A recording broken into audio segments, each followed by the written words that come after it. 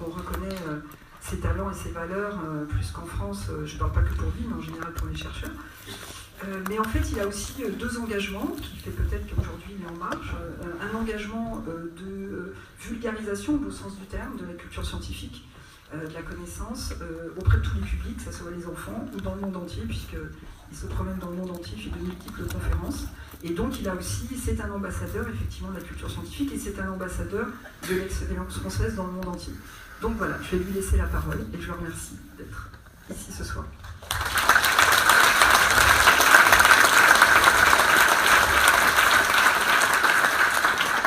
Merci Frédéric, c'est un grand plaisir d'être ici à tes côtés et puis de savoir aussi qu'Éric Orsena va nous rejoindre. Éric, ça fait un moment que je le connais, qu'on se retrouve à l'occasion de manifestations qui ont à voir avec En Marche ou pas.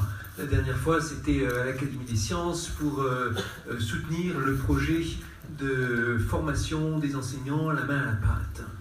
Je vais commenter un petit peu en quelques minutes sur les thèmes que tu as indiqués. Je ne sais pas si on a prévu une séance de questions-réponses après.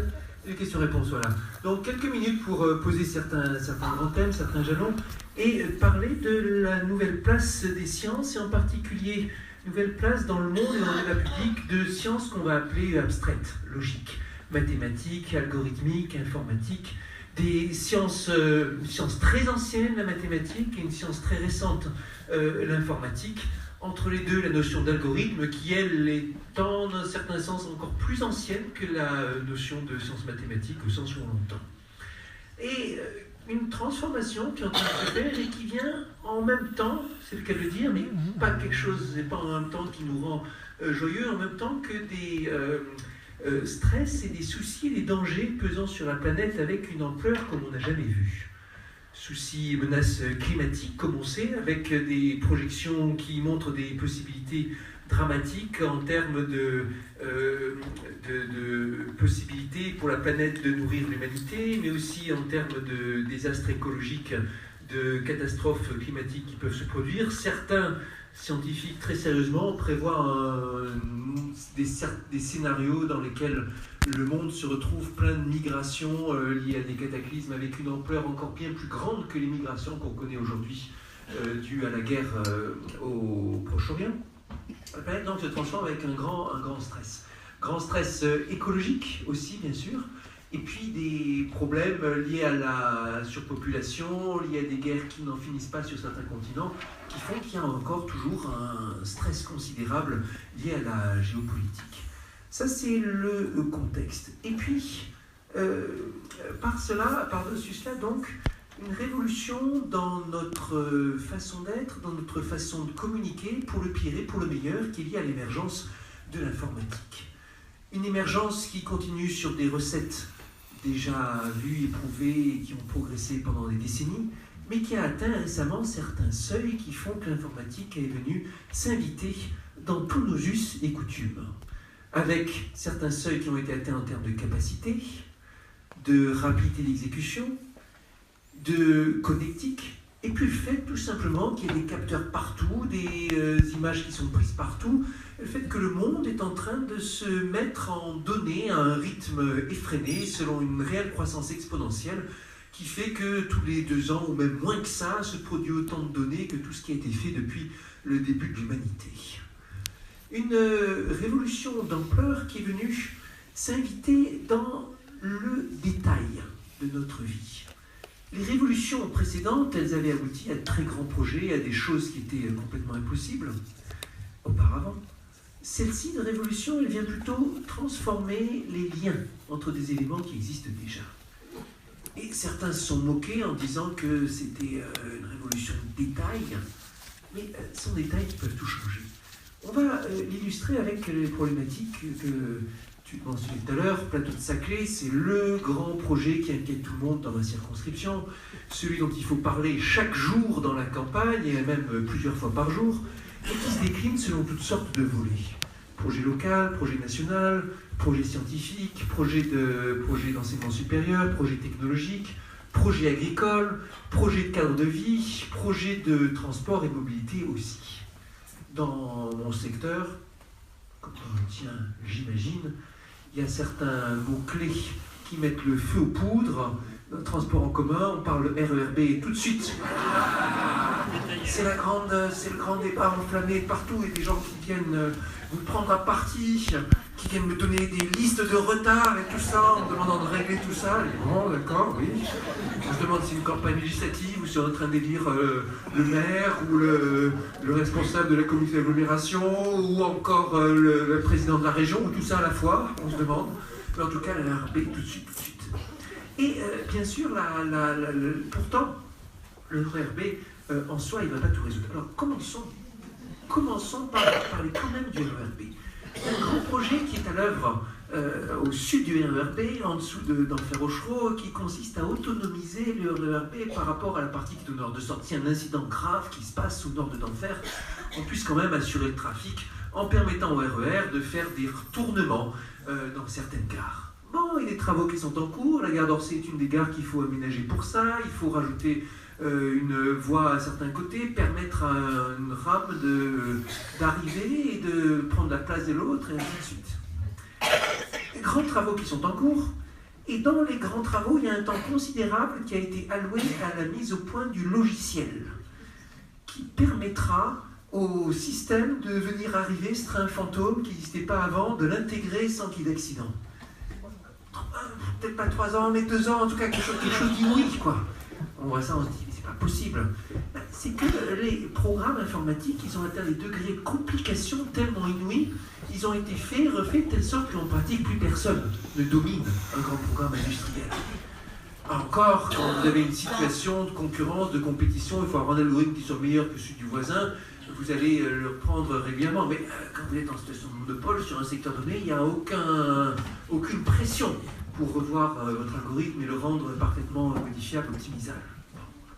Alors déjà, le fait qu'on soit tellement dépendant de cette algorithmique dans une affaire qui est une affaire lourde de train, qui avance, qui charge des passagers, un problème classique, ça montre à quel point l'informatique est venue s'infiltrer dans tous les pores de notre quotidien. Ensuite, la mobilité, elle ne va pas se réduire au RERB, ni à la ligne 18, dont on parle beaucoup aussi. Il va aussi falloir des solutions de mobilité locale. Il y a plein de gens qui habitent dans le secteur, qui sont venus s'installer parce qu'ils ne voulaient pas s'installer dans Paris, mais dans un environnement qui était plus agréable, pouvoir suivre l'enfer urbain. Et dans mon cas, je fais partie de ceux qui ont décidé à cette occasion-là de dire au revoir à la voiture. Donc je vis sans voiture depuis 8 ans. Ça veut dire qu'il faut des solutions à l'occasion, des transports en commun qui marchent bien, des solutions pour aller d'un point à un autre efficaces, et évidemment que pour l'instant on peut faire appel à des solutions telles que des taxis qui sont assez rares quand même dans certains secteurs, ou du Uber qui comporte les inconvénients qu'on sait et les avantages qu'on sait. Alors déjà là, on voit qu'aussi dans la solution Uber est venue s'inviter la révolution informatique, avec les algorithmes qui permettent d'être pris en charge, de faire la notation, de distribuer l'effort et ainsi de suite. Et on sent bien qu'il va falloir aller beaucoup plus loin pour résoudre ce problème de mobilité. Il va falloir utiliser des applications de covoiturage, des applications de service à la demande, avec des transports automatiques peut-être qui viendront vous chercher quand il faudra pour tel et tel trajet, et qu'à coup de petites modifications algorithmiques, à coup de réglage, on va pouvoir participer au réglage fin de la situation. Donc ça c'est un exemple où l'informatique peut venir proposer des solutions dans le détail, des détails qui vont tout changer. Des solutions qui seront de plus en plus efficaces, qu'on pourra utiliser les nouvelles technologies de l'informatique, les nouveaux algorithmes qu'on range parfois sous le nom de 4e révolution industrielle ou sous le nom plus classique et moins ronflant de intelligence artificielle. L'intelligence artificielle, c'est un mouvement qui est en cours depuis des décennies, depuis 50 ans même. Et c'est pareil, ça finit par atteindre certains seuils, certaines limites de capacité qui font que d'un coup ça se met à marcher, pas mal, avec encore quelques problèmes, mais pas mal. Beaucoup mieux qu'il y a seulement 10 ans. Et avec des techniques qu'on n'attendait pas. Par exemple, la technique qui tient le haut du pavé en intelligence artificielle actuellement, c'est ce qu'on appelle les réseaux de neurones profonds. Et il y a encore 10 ans, vous demandiez aux meilleurs experts en informatique théorique, à l'INRIA ou ailleurs, vous disiez les neurones profonds, on a essayé, ça marche, les neurones on a essayé, ça marche pas. C'est pas là qu'est l'avenir de l'intelligence artificielle, il faut d'autres techniques. Et d'autres techniques, méthodes à noyau, et qui sait quoi. Et puis, finalement, quelques obstinés, comme notre concitoyen Yann Lequin, se sont efforcés de passer outre cet anathème lancé sur les réseaux de neurones. Ils ont continué, et puis finalement, ça a marché. Personne ne sait trop pourquoi ça a marché, à vrai dire. Et il y a plein d'interrogations qui subsistent sur ces algorithmes. On ne sait pas vraiment ce qu'ils font, on ne sait pas vraiment pourquoi ils marchent, on ne sait pas vraiment dans quelle situation ils marchent, mais souvent ils marchent extrêmement bien. Ils s'appliquent de façon très forte à la reconnaissance d'images, avec quand même quelques subtilités. Vous avez peut-être vu ces expériences dans lesquelles on a une image de camion que le logiciel reconnaît instantanément comme étant un camion, et puis vous modifiez de façon maligne des pixels ici et là, et le logiciel est persuadé que c'est une autruche. Si vous l'avez fait de façon maligne, à l'œil nu, vous ne voyez pas la différence, mais le logiciel, vous l'avez complètement planté.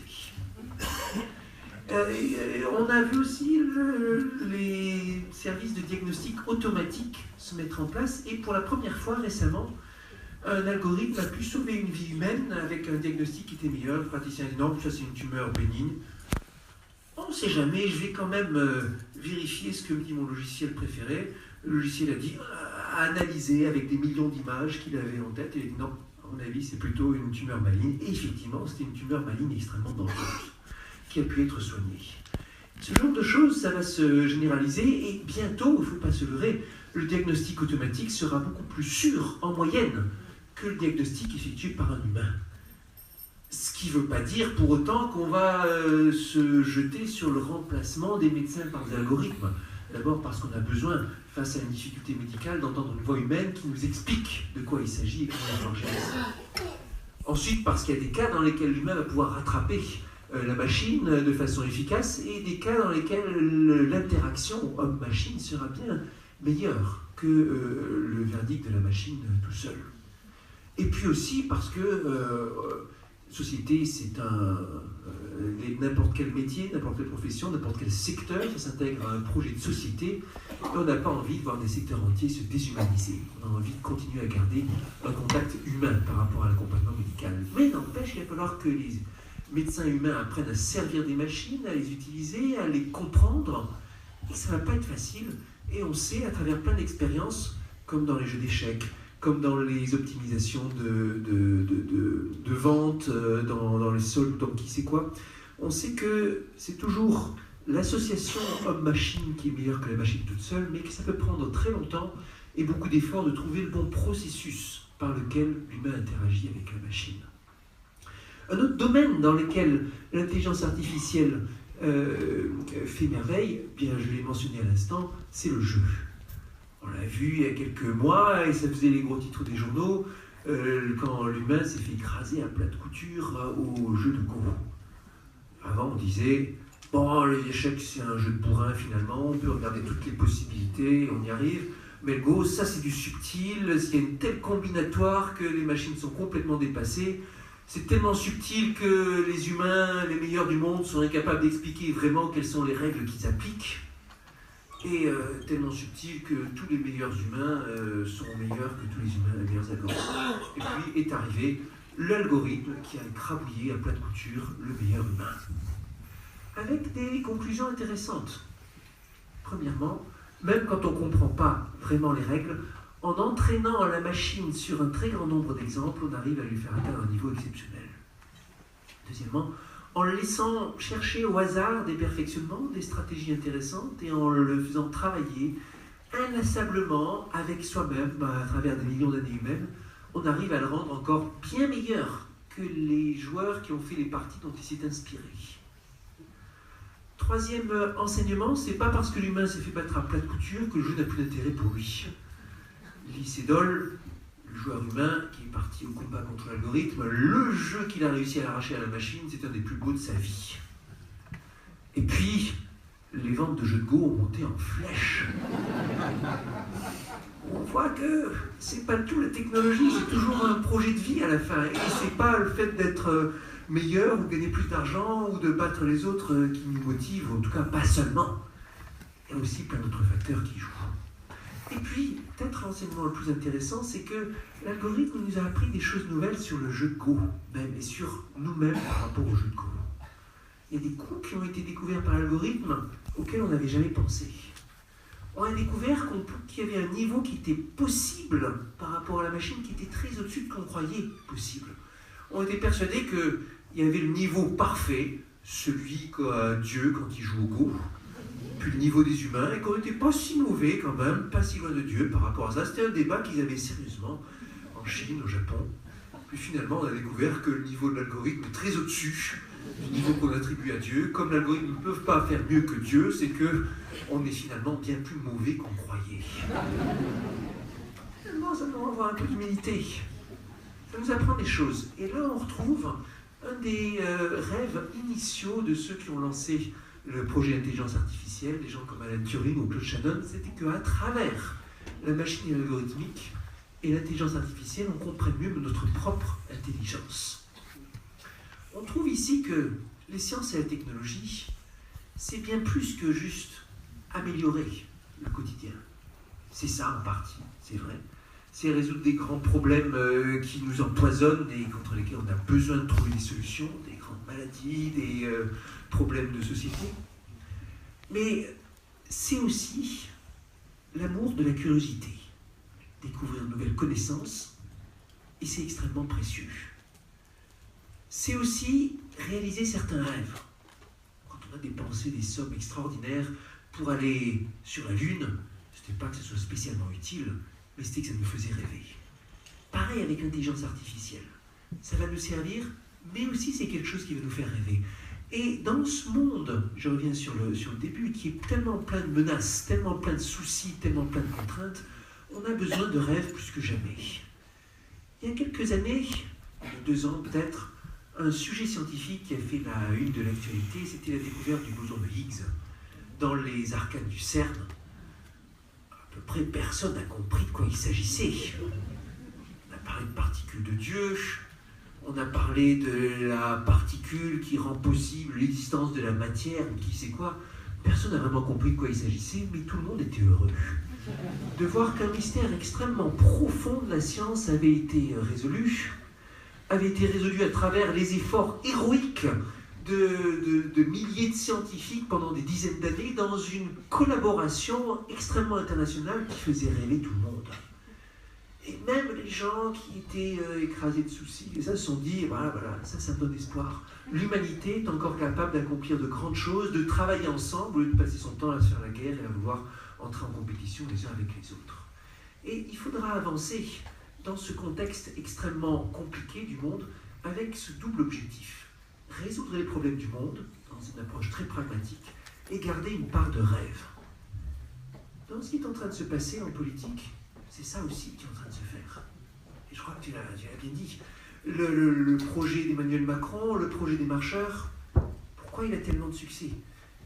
D'abord parce qu'on a bien expliqué, on est là pour résoudre des problèmes de façon pragmatique, sans être enfermé par des idéologies, de façon libre, en entraînant avec nous toutes sortes de compétences, toutes sortes de profils qui font que le jour où il y aura à l'Assemblée nationale un débat sur des questions de culture et de production, on verra notre ami Frédéric en première ligne pour dire attention, il y a tel et tel point auquel il faut faire très gaffe, sinon le projet de loi peut mal tourner.